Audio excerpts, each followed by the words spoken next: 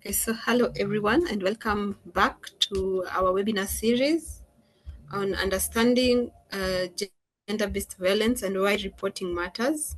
On this session, we will be discussing barriers survivors face when it comes to reporting the GBV cases, because we know most of the cases, as much as they are reported, some survivors find a lot of barriers along the way. So with our speaker, Perry Wamboi, she's the one who's going to take us through uh, some of the barriers that the survivors face, and also the procedure of reporting. So welcome, Perry. Please introduce yourself and tell us, maybe share with us some of the barriers that survivors face when it comes to reporting.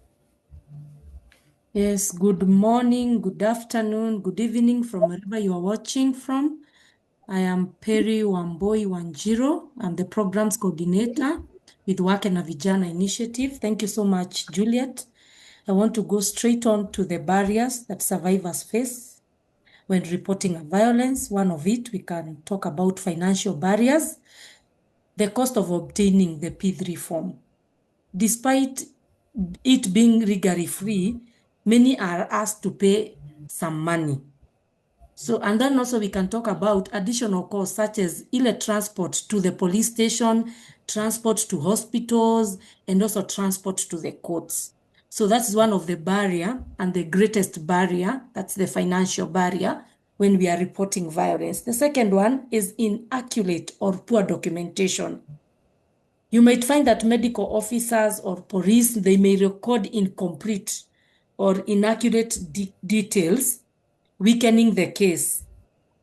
So when the case when the document is taken to the relevant people, they find that there are some incomplete details that were supposed to be put there. And also survivors may feel rushed or even intimidated, making it difficult to give a full account.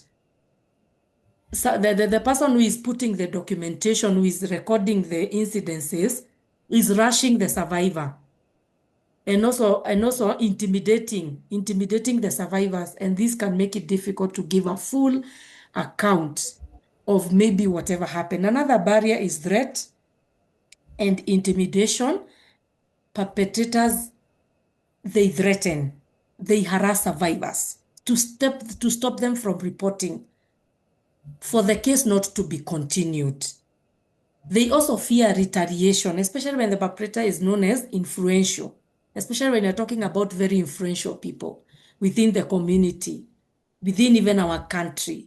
So there is that's another barrier, the threat and intimidation. Another one, we can also talk about stigma and victim blaming. The survivors fear being judged. They are ashamed or being blamed by the family or the community. Victim blaming, that it is because you did this, that's why this thing happened to you. So survivors, they don't want to be blamed by family, even the community. You are the person that made our person be in jail. You're the person who has caused all this to this family. You could have talked on a friendly basis and solved this thing. So that stigma, that victim blaming, and because you have reported someone has done something to you, and now the family of the person who is perpetrating that will come and tell you, Apana, don't do it. So survivor fear being judged, shamed, or blamed by family, especially of those people who have really inflicted pain on them. Then we can talk about cultural practices that may pressure survivors to solve the matter at home. That's what I've talked about, discouraging formal reporting. So most of these incidences, people are discouraging formal reporting because they don't want the perpetrators to be behind bars or to be held accountable for whatever they have done. We can also talk about distrust in justice system.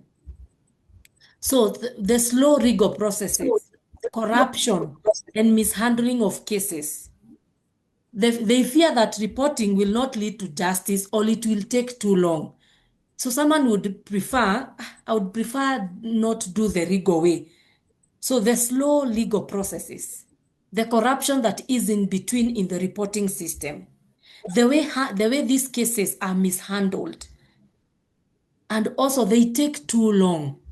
So that is also another barrier that can also come along. Then we can talk about limited access to support services.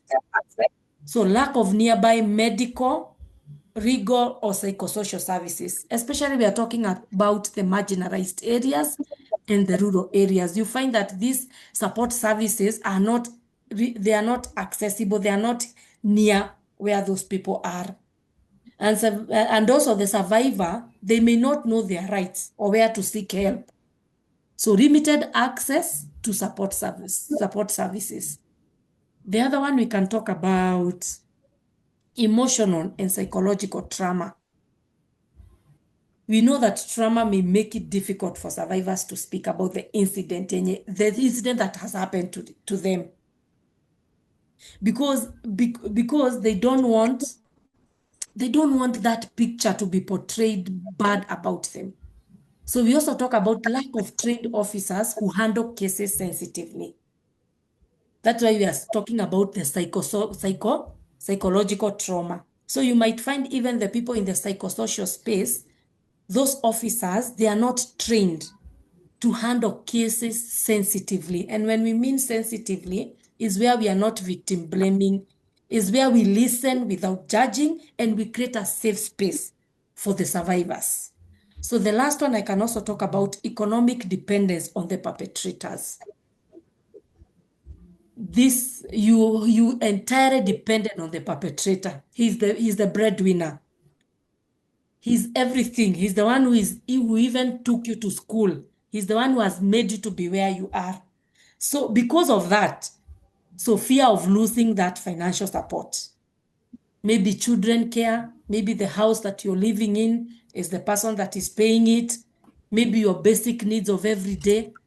And if the perpetrator is confronted or jailed, so that financial support will automatically be stopped. So I take it back to you, Juliet. That is well covered, Perry. I like the mentioning of survivors feeling cold. It's like they get cold feet when it comes to reporting cases, especially at the police stations or at the gender desks, because they find that some of our systems are corrupt, and they don't create an environment where survivors feel free for them to go and report freely without judgment or without feeling like they are going to be extorted. Perry, maybe I could ask you. There was the mentioning of a P3 form. So maybe explain to us what is a P3 form. Thank you so much, Juliet. So a P3 form is an official police medical examination. It's issued by the police and it's filled in by a medical officer after examining a survivor. So it's a legal document to record a medical evidence after a person has experienced physical assault, sexual violence, or any form of bodily harm. And where do we get it? It is obtained from a police station, and it must be filled out by a licensed medical practitioner. Where will that person fill it? Usually it's at the hospital. We can also talk about the relevance of the P3 form when reporting violence. One, why is it so relevant to have that P3 form? Because one, it provides medical evidence. Because the form documents the injuries, the level of harm, and the medical findings. And these ones, they serve as a crucial evidence in that case. So one, it will provide the medical evidence. Number two, it is required for legal proceedings. Because police and courts, they rely on the P3 form to verify the harm occurred, determine the severity of the assault, and support the changes against the perpetrator. We can also talk about it protects the survivor's testimony because it offers an objective, professional account of the injuries, reducing the risk that the survivor's story will be dismissed. We can also, it helps to classify the offense. The medical officer, the one who is going to feel it, it helps determine whether the harm is actually a bodily harm. Is it a sexual assault? So it helps in classifying the offense. Is it actually a bodily harm? Is it a sexual assault? Is it a rape? Because that's why it's supposed to be done by a medical practitioner. We can also lastly talk about it strengthens the case in court. That's why we need to have a P3 form. So it has to be properly filled. So it strengthens the case. And it helps in a successful prosecution and conviction of the perpetrator. Back to you, Juliet. Yes, thank you, Perry. Thank you, Perry. Probably I could ask what changes can our system do? System meaning either during the reporting, the authorities or maybe the community can make in order to make the survivors feel safe and more confident when it comes to reporting, because it feels like sometimes when you get a victim of violence, you need to escort them in order for them to go and report. And for example, a victim of defilement, they might need assistance or accompaniment because maybe in the condition they are in, they are not in a condition to be able to take themselves either to the hospital or maybe to the police station. So what are some of the things that as a community or persons of authority could apply in order to make reporting safe for the victims? Thank you so much, Juliet. So to make the reporting safe, especially for the victims as they are being taken, is taking care of the evidence. And we can also talk about even the moment that thing has happened. As a community, we create a safe space for them and we believe in them, in what they are saying. And then immediately we go seek help in the nearest police station. Like, for example, remember, like I want to add that a P3 form is you don't pay. We have had that a form, the form is free, but often survivors report being asked to pay to obtain it, or even to pay for examinations. So, for example, everyone should know, even the person who is taking that person to the hospital, that they are not supposed to pay for that P3 form. Even that examination itself is not supposed to be paid. So, the moment you get the victim, as the person who has gotten the victim, so the first thing is to create a safe space for them, is also to encourage them and tell them and to speak up and tell them this thing, we are going to report it. And then when you are going even to report it, how are you handling the evidence? We are even going to talk about if those clothes of that person, how are you going to handle them? We are going to put them, the clothes, we are told do not wash yourself. Don't wash yourself. How do you handle that evidence also? How do you transport the evidence for it not to be tampered? So you are going to use, if you're inaccessible of maybe a newspaper, you can wrap it.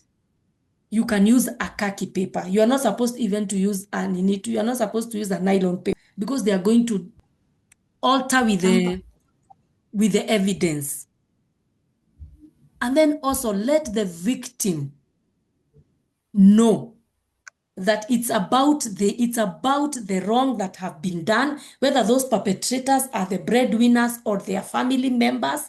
Justice has to be prevailed, and let it come out from them, and let them have that sensitization around them of knowing the importance of reporting. Even if it's a brother that has done it, even if it's a father that has done to a daughter, it is an offense and it should be reported, and justice should prevail to the survivor. Back to you, Juliet. Yes, thank you very much, Perry, for that information. I like the reminder of that the clothes, if the victim is in a situation where they're in a mess where they can't walk, you change the clothes but do not wash the clothes because you'll end up tampering or erasing the evidence which is needed for investigation. So we need to put the clothes either in a khaki bag or wrap it with a newspaper and not use the nylon because it tampers with the DNA. And also, I like the reminder that when reporting, even if the perpetrator is a family member, it's more of justice for the victim to get the justice. So one should not be intimidated or one should not be intimidated and not to report. So, for instance, you have found someone who has been defiled and maybe they are in a mess. In a mess, meaning either they are bleeding, there's too much bleeding, or maybe they're not in a position to walk. The first thing you should do is do not change their clothes or they do not wash their clothes. They can remove the clothes, put it in a newspaper, wrap it with a newspaper or put it in a khaki bag, khaki bag, but do not put it in a polythene paper because it might end up tampering with the evidence. And then you should take the victim. The victim should not take a shower. They can change the clothes but not take a shower. So you accompany the victim to the nearest hospital. Then in the hospital, you'll be provided with a P3 form. As the doctors are examining the victim, they will be filling the P3 form. These clothes, the evidence in these clothes are the ones that are going to help in the investigation because they will be DNA. But do not wait until the victim is in too much pain, so you keep the victim at home because once the victim should be in hospital in less than 72 hours because when the victim is not in the hospital within the 72 hours, the things could happen like sexually transmitted infections or diseases, or they can even end up getting pregnant, which is a female. They can end up getting pregnant. So it's important to take them to the hospital within 72 hours so that they're also provided with the medical care that is required. After that, when the doctors have admitted and filled the P3 form, you as the person who has taken that victim to the hospital, you might be asked to go to the police station, or you might go with the victim to the police station to write a statement at the gender desk, and also maybe acquire an OB for investigation. So the most important part that we should not forget is that those clothes should not be washed. Do not wash those clothes, and how you carry those clothes to the hospital and to the police station is what matters. When if a victim is a victim of defilement, the first thing, please take that victim to the hospital, not to the police station, to the hospital, because even in the hospital they usually provide the P3 forms, which are the forms that they will help record the statement, the condition of also the results of the examination of that victim. So I don't think I've left anything else. In case I've left anything else, maybe Perry can add on it. Yes, I can add that you handle each item separately. So each item that the victim has gotten involved with, you handle each item separately. Tumesema don't wash the clothes. Even the victim should not even take a shower. Then you label each item, you label it with the name of the victim separately. And then now you hand it over to the police, to the police or the medical personnel. And very importantly, let it be within 72 hours, just as Juliet has said, to avoid pregnancy and STDs. Yes, thank you, Perry, for that. Yeah. I think that's it for today's session. Be on the lookout for our last and final session as we continue observing the 16 days of activism.